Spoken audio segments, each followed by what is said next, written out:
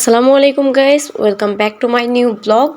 আজকে দুপুরে কী রান্না করব সেগুলোই শেয়ার করব আপনাদের সাথে। তো এখানে আমি নিয়েছি বেগুন আর হচ্ছে লাল শাক, করলা, আর এখানে আছে ধনেপাতা, কাঁচামরিচ, এগুলোই। তো আজকে দুপুরে আমি যা যা রান্না করব সেগুলোই আপনাদের সাথে শেয়ার করব। নট এ রেসিপি, আমি আমার মতো করে রান্না করছি। আমি জানি আমার থেকে অনেক ভালো রান্না করতে পারে সবাই, আমি একদমই ভালো রান্না করতে পারি না, তবুও মোটামুটি চেষ্টা করি। তো এখানে আমি আলু আর বেগুন দিয়ে হচ্ছে মাছ রান্না করব, করলা ভাজি রান্না করব, আর হচ্ছে লাল শাক রান্না করব। তো আমি সবগুলো কাটাকাটি শেষ করে ফেলেছি।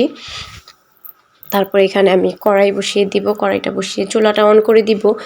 আমি দুনো চুলাই রান্না বসিয়ে দিব, কারণ অনেক সময় হয়ে গেছে, তাড়াতাড়ি রান্না শেষ করতে হবে। তো আমি যেহেতু সরিষার তেলে রান্না করি, তাই হচ্ছে ওইটা প্রথমটা যেটা দেখলেন ওটা হচ্ছে সরিষার তেল, এই জন্য এরকম ধোয়া উঠতেছে। আসলে পেঁয়াজ তেলটা কিন্তু পুড়ে যাচ্ছে না, সরিষার তেলটা একটু ভালো করে গরম করে রান্না না করলে হচ্ছে সরিষার তেলের গন্ধ আসে, এই জন্য আমি একটু ভালো করে গরম করে তারপরে রান্না করি। তো আমি হচ্ছে এই পাশে হচ্ছে শাকটা বসিয়ে দিব, আর ওই পাশে হচ্ছে তরকারিটা বসাবো। তো আমি এখানে পেঁয়াজ, রসুন, কাঁচামরিচগুলো ভেজে নিয়েছি, ভেজে নিয়ে পরিমাণ মতো লবণ দিয়ে দিয়েছি। দিয়ে এটাকে আমি হালকা হালকা ব্রাউন করে ভেজে নিব। তারপরে এখানে একটু হলুদ, এটা হচ্ছে এই পাশেরটা সরিষার তেলে যেটা, এটা হচ্ছে ওইটা। সামান্য একটু হলুদ দিয়ে দিব। তারপরে হলুদ দেওয়ার পরে এখানে দিয়ে দিব হচ্ছে করলা ভাজিগুলো আর আলুগুলো কেটে রাখছি যেটা ওইটা। আর আমি করলা ভাজিতে আলু ছাড়া একদমই খেতে পারি না, আমার আলু খুব ফেভারিট, এজন্য হচ্ছে আলুটা দেওয়া। তারপরে এখানে শাকের জন্য যেটা রাখছিলাম, আর এই যে দেখেন এখানে কি একটা অবস্থা, আমার মেয়ে সব কিছু ফেলে টেলে এই যে যা তা একটা অবস্থা করে ফেলতেছে। আমি এখানে রান্না করতেছি, আর কি করবো বলেন, এখন ওইগুলো ফালালেও তো আমার কিছু করার নেই, কারণ ওরে নিয়ে তো আর আমি কাজ টাজ করতে পারবো না, রান্না বান্না করতে পারবো না। সব কাজ টাজ করার পরও আমাদেরকে শুনতে হয়, আমরা সারাদিন ঘরে বসে থাকি, সারাদিন ঘরে থেকে কি করি, বাইরের কাজ করি না, বুঝি না, কত কথা, কি বলবো, যারা এই কথাগুলোর সম্মুখীন হয়েছেন তারা অবশ্যই জানেন যে এই বিষয়টা কতটা কষ্টজনক। আমরা সারাদিন বাড়িতে থেকে আমাদের কোনো হেল্পিং হ্যান্ড নাই, আমরা নিজেরাই ঘর গোছাই, নিজেরাই জামা কাপড় কাচি, নিজেরাই ঘর মুছি, থালা বাসন ধুই, তারপর হচ্ছে রান্না করি, বাচ্চাকে সামলাই, এভরিথিং যা আছে সব কিছু মনে করেন যে আমাদেরই করতে হয়। তারপরও দিন শেষে আমাদের একটা কথা শুনতে হয়, সারাদিন বাড়িতে বসেই তো থাকো, আর কি করো, একটু রান্নাই করো। এই কথাগুলো আমাদেরকে শুনতে হয়, প্রতিনিয়তই শুনতে হয়। তখন খুবই খারাপ লাগে যে বিষয়গুলো এত কাজ করার পরেও একটু প্রশংসা পাওয়ার বদলে আর উল্টো কথা শুনতে হয় যে সারাদিন ঘরে বসে থেকে কি করি। আর এদিকে দেখুন আমার ভাজিটা একটু নিচ দিয়ে লেগেও গেছে। তো এই যে মনে করেন এইভাবেই যাচ্ছে আমাদের মেয়েদের জীবন।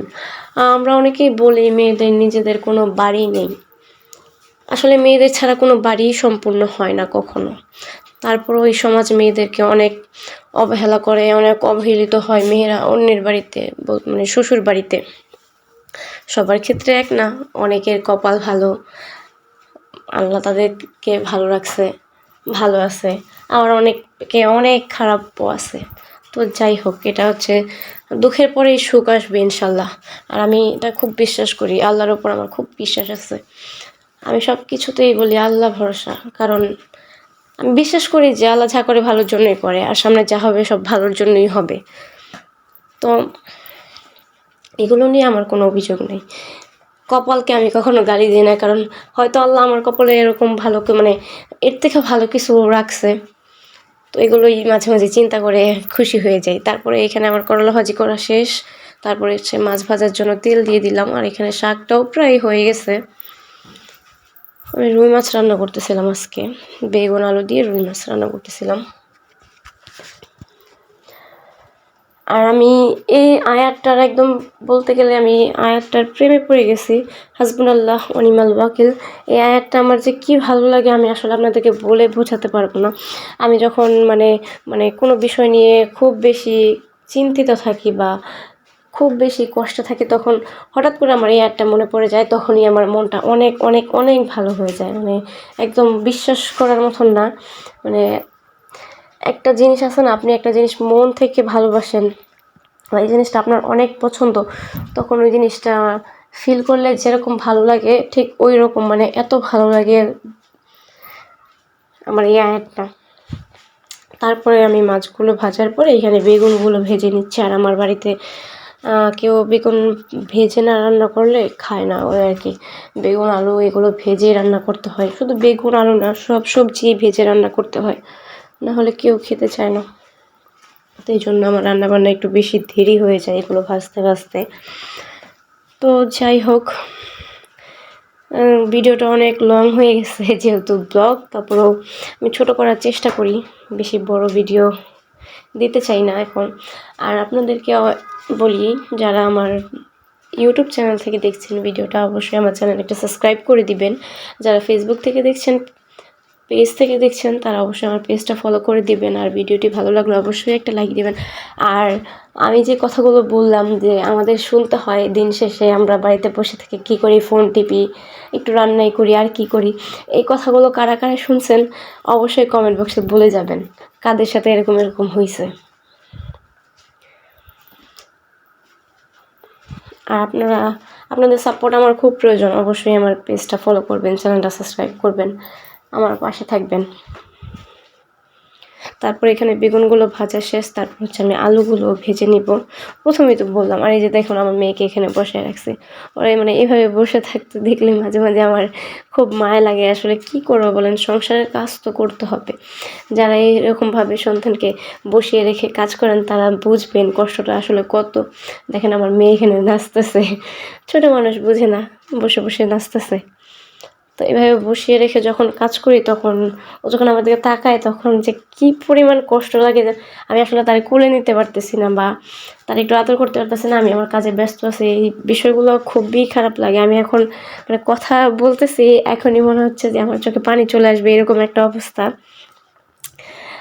যারা এই মানে এই দিকটার সম্মুখীন হয়েছেন তারা আসলে বলতে পারবেন এই বিষয়টা যে কতটা কষ্টজনক।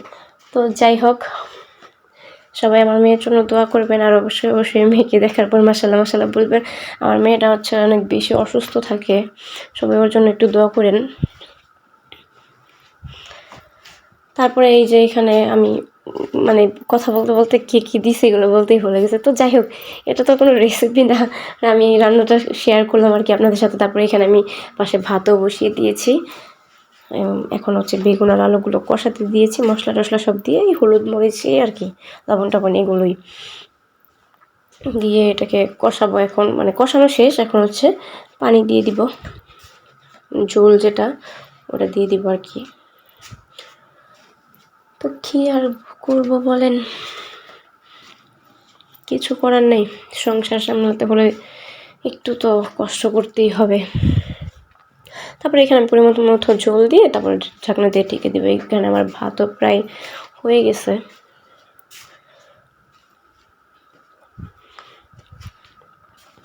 তারপর আমার তরকারিটা মানে বলক চলে আসছে, তো আমি একটু পরেই মাছগুলো দিই, নাহলে অনেক সময় মাছগুলো ভেঙে যায়, এই জন্য আর কি। তো এই যে এখানে আমি মাছগুলো দিয়ে দিচ্ছি। আর আজকে রুই মাছ রান্না করেছিলাম।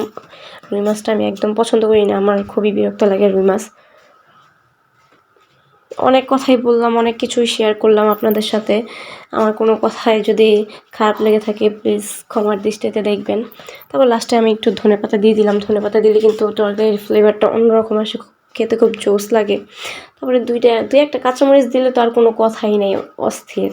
তো আমি সবসময় এটা করি, রান্নার শেষের দিকে একটু 2-1টা কাঁচামরিচ দিয়ে দিই। তো আমার কথায় যদি কেউ কোনো কষ্ট পেয়ে থাকেন সবাই ক্ষমার দৃষ্টিতে দেখবেন, আর অবশ্যই আমার পাশে থাকবেন। তো সবাই ভালো থাকবেন, সুস্থ থাকবেন। আজকের ভিডিওটা এই পর্যন্তই, দেখা হচ্ছে নেক্সট ভিডিওতে। আর অবশ্যই কমেন্টে বলে যাবেন কারা হচ্ছে এই কথাগুলো ফেস করছেন। এই যে আমার রান্নাবান্না শেষ,